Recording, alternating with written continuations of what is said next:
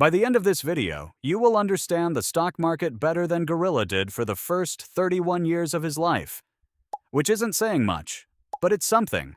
Gorilla owned a number. Green some days, red on others. He didn't know what the number meant. He just knew it decided whether he was allowed to be happy that day. Red morning. Raincoat, sunglasses off. Bamboo tastes like sadness.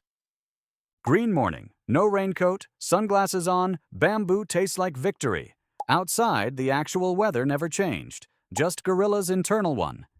He'd check the number in the shower. In line for coffee. Once, mid-chest beat, mid-stress release, phone still in hand, glancing down between beats like the market might respond to percussion. It did not. Gorilla had, at this point, developed full military-grade surveillance behavior around a 4-cent price swing. Camouflage face paint, a borrowed pair of binoculars, lying flat on his stomach in the living room, elbows locked, breathing slow, watching a single red digit like it owed him money. Which, in a sense, it did. Or didn't. That was the whole problem. Gorilla had no idea which. Because nobody had ever actually explained to Gorilla what he owned. He just knew he'd pressed buy, felt very powerful for 4 seconds, and then spent the next 6 months emotionally handcuffed to a screen.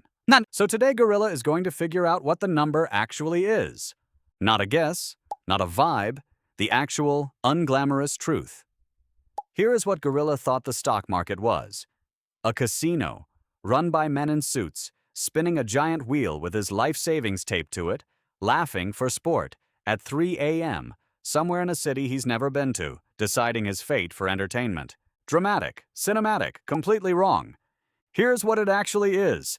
Gorilla, if you remember, used to own a fuel station. Real one, concrete, smelled like diesel and bad decisions. He knew exactly why it made money, or didn't. Fuel prices went up, his costs went up, more cars came through, he made more. A generator broke, he made less. Every swing had a reason. He could see the reason. He could walk outside and touch the reason. That fuel station, if Gorilla had sold tiny slivers of it to other gorillas, that's a stock. That's it. That's the secret. That's the whole thing they made sound complicated enough to need a suit and a seminar. A share isn't a lottery ticket. It's a receipt that says you own a tiny, tiny piece of a real business, doing real things, run by real people, making real mistakes on a Tuesday somewhere, without you. When Gorilla buys a share of some company, he is not betting on a number. He is buying a sliver of an actual operation. Trucks, employees, inventory, arguments in a conference room he'll never see. Shrunk down small enough to fit in his pocket. The company sells more stuff. It's usually worth more. The company sells less stuff. It's usually worth less. Same rules as the fuel station. The only difference is Gorilla can't see this one. He can't smell the diesel. He can't yell at the generator. The business is real, but it's invisible to him, and invisible things are terrifying to a brain built to worry about tigers, not tickers. That's the first half of the economics. The second half is even simpler, and it's the part that actually explains the green-red mood swings, supply and demand, wearing a little number costume. If a lot of gorillas suddenly want a sliver of the same company, more buyers than sellers, the price goes up. Not because the company got secretly better in the last 4 minutes, because more gorillas showed up wanting in, and there's a limited number of slivers to go around. If gorillas get spooked and everyone wants out at once, more sellers than buyers, the price drops. Not because the business burned down overnight, because the crowd's mood flipped, and prices move on mood a lot faster than they move on facts. This is why the number jumps around all day, even though the actual business, the trucks, the staff, the inventory, is basically the same business it was yesterday. The number isn't tracking the business in real time. It's tracking how thousands of gorillas feel about the business in real time. Which is a very different, much twitchier thing. Gorilla's 4-cent swing wasn't a verdict on his life. It was a crowd shrugging. So why did it feel so personal? Distance. That's the whole answer.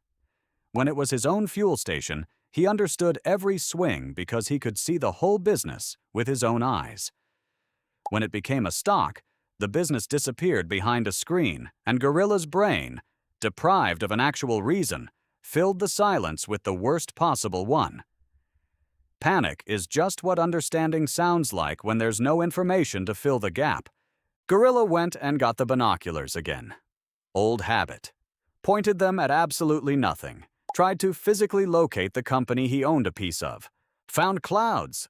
Found his own ceiling fan. Found briefly immense personal embarrassment. The company was never going to be visible from his living room. That was never the deal.